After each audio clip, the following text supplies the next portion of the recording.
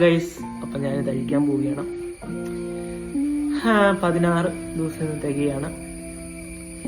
അപ്പോൾ നമുക്കൊന്ന് അഴിച്ചു നോക്കാം ഡോക്ടറിൻ്റെ അടുത്ത് പോയിട്ട്.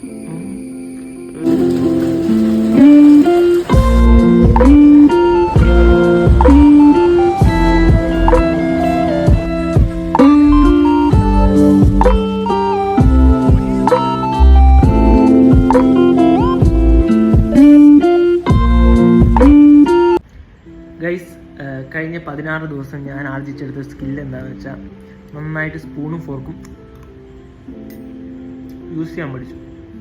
അതിന് കാരണം എന്താണെന്ന് എനിക്കറിയാം. എൻ്റെ ചെറുവിരൽ ചെറുതായിട്ടൊന്ന് ഫ്രാക്ചർഡ് ആയിരുന്നു. ഇതിട്ടുകൊണ്ടാണ് ഞാൻ 2 ആഴ്ച എൻ്റെ കാര്യങ്ങളെല്ലാം പൊയ്ക്കൊണ്ടിരുന്നത്. ഇപ്പോഴും ഈ മൂവ്മെൻറ്റ്സ് കറക്റ്റായി വരുന്നേ ഉള്ളൂ ഈ ഫിംഗറിന്.